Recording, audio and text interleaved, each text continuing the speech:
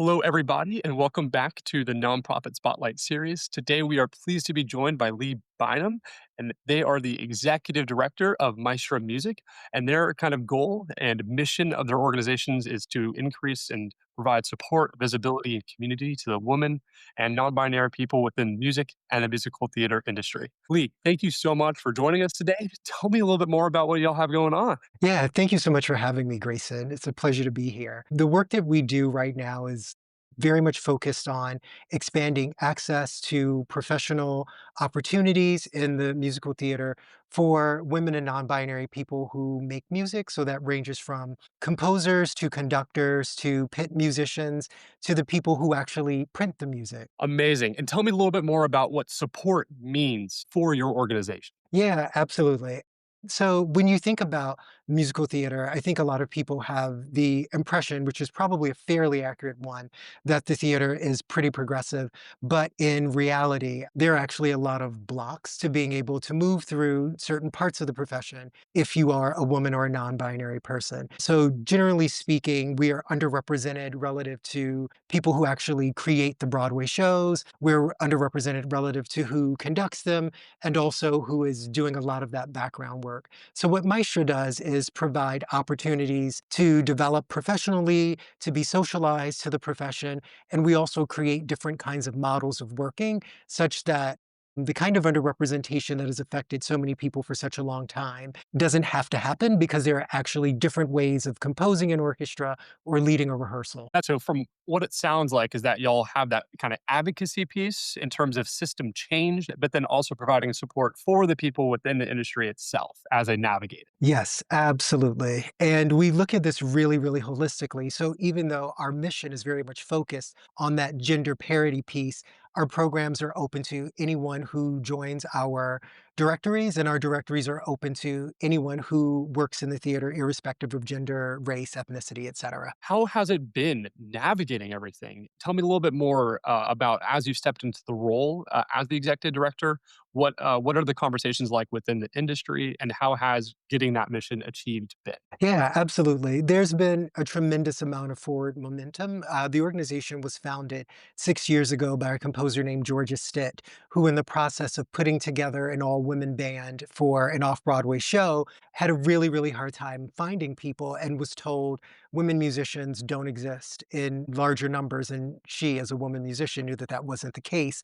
So she put together the directory. And in the time since we've been together, we've seen a lot of forward momentum. As of right now, only one show on Broadway doesn't have women and non-binary people in the pit, for instance.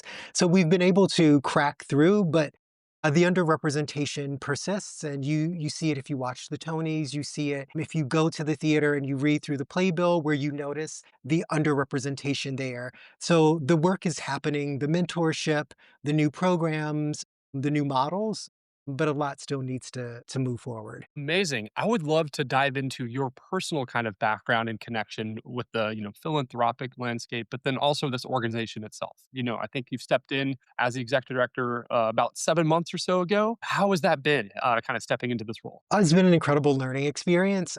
I come to this role after having spent about 15 years in institutional philanthropy, where I made grants to lots of organizations like this. Then, after leaving those roles, moved back into working for presenting and producing organizations and became incredibly passionate around artist advocacy. So, when the opportunity came to lead Maestra, I was very excited to jump in because I spend so much time thinking about the experiences that sort of limit what artists can do and frankly limit who shows up before us as an artist. Incredible. I love that you brought up this experience in terms of writing the grants. In terms of that perspective versus the more executive perspective, what do you think each position could learn a little bit more and how can they inform each other? Absolutely. I think to write a strong grant, you really need to have an expansive understanding of both the organization and the context in which the organization works. And frequently, we see the grant writer will have a better sense of the sort of sector, and the executive director will know their organization really well. And I think it's about bringing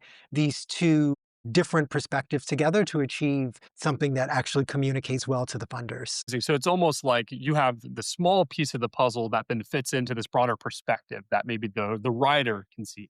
Absolutely. It's about leading the person who's going to read it exactly to where you want them to be. And how has that perspective helped you within your role? And if you had some advice for nonprofit leaders that maybe haven't had that perspective, what would be something that you would tell them? Yeah, absolutely. I think it's been really beneficial, as has been having lots of different kinds of careers within the space. I'm also a composer. I'm also a non-binary person, so I've experienced a lot of this directly.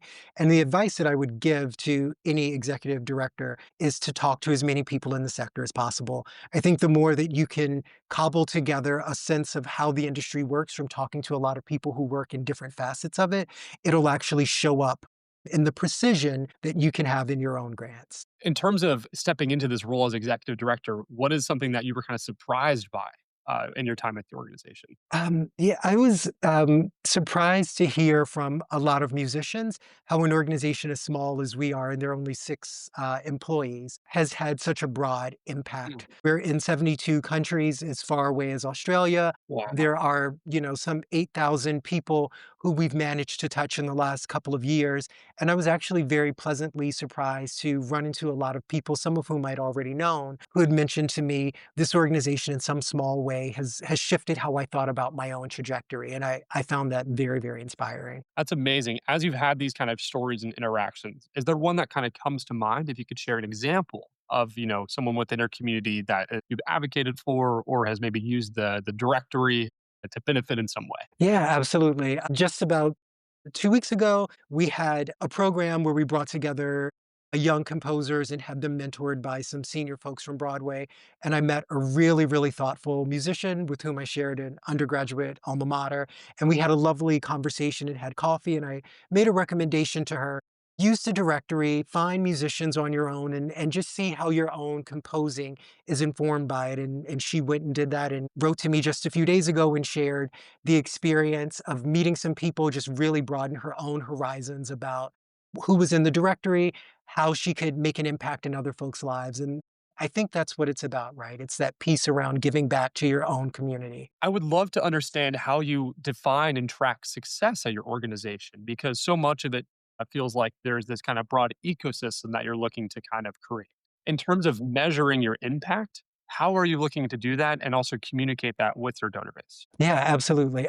So data primarily, right? We use both quantitative and qualitative data. We have someone on staff who looks extensively into the rates of representation, specifically in Broadway and other commercial theater in New York City.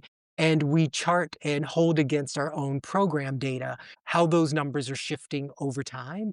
We also look at a lot of qualitative data. I spend a lot of time talking to people and literally just asking them, after going through our programs, how do you think differently about your career? How do you experience the rehearsal room differently? How do you show up differently in your own job search?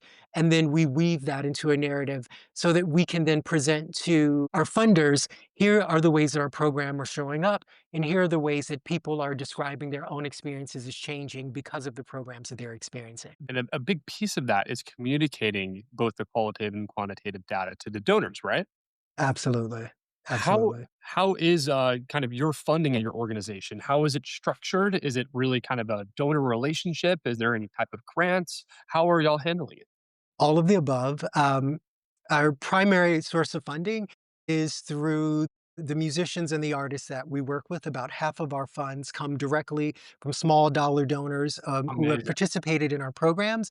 And then much of the rest of it is from institutional and corporate funders who appreciate the ways that our programs are perhaps making their own work in the theater a little easier. And that has been a really key part of it, that we are supported by the industry itself that we support. I was going to ask you that corporate funding, is it coming from the actual theater organizations themselves? And then what is kind of your value add as you talk to these more kind of corporate style donors? What are the conversations y'all are having? I think a lot of people have come to understand that the ways that representation can really affect your bottom line is that if there are people that you want in your audience, then you also need to have them in your organization. You need to have them in the Mm. show. You need to have them in the pit. And by using a lot of the programs that we are offering, they're able to make sure that they are achieving gender parity and gender equity in their own work. And I think that has shown up for them has been different levels of audience satisfaction, a very different experience for the artists involved, and that has been very, very significant and consistent in what we hear from, the producers and the theaters that we work with. That's amazing. For the nonprofit audience that's listening, to that to the value that you're getting in terms of that the corporate relationship, what would be some advice in terms of how they can, take that and maybe adapt it to the organization and mission that they're working towards? It's two-pronged, I would say. First and foremost, I think you really do have to understand your sector. You have to understand who the players are, what the challenges across the sector are, and what the individuals who work in other parts of the sector are seeing as the challenge. And then Mm, you have to frame the work that you do relative to that, right? If you're able to show up as a solution, I think there's a very different way that people perceive your work. And then secondly, I think you have to talk to every person you possibly can. I know I said that before, but I do think that that is the work of an executive director, to be known and to get to know the people that you mean to support. as we look to the end of the year, where is the organization going? What's on the time horizon? Kinda what's y'all's pie in the sky? Yeah, absolutely. Our interest is in continuing to expand our work and to be really, really targeted in a couple of areas as we think about how do we continue to make a very healthy theater sector. So we have a program that we launched just a few years ago called Rise Theater, which also looks at some other demographic categories and really thinks about the intersectionality, right? Anyone who is a woman or a non-binary person is also many other things. So we're looking at how we improve and increase access across the board for everyone in the theater. Because if we want there to be a healthy enough theater for gender parity, we also have to make sure that it's healthy relative to physical and neurological ability, ethnic representation, socioeconomic access, the entire thing. That is incredible. And, for our audience listening in, how should they, get involved with their organization and support? Absolutely. So we are online at maestramusic.org. You can sign up for the directory if you happen to be an artist working in the theater, or if you're just an interested party. We're very, very interested in hearing your perspectives and also certainly receiving your support.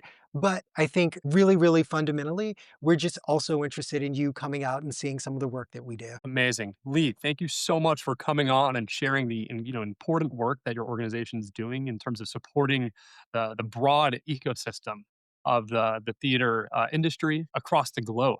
And I really appreciate you spending the time and energy to share that with our organization and audience. Thank you so much, Grayson. It was a pleasure.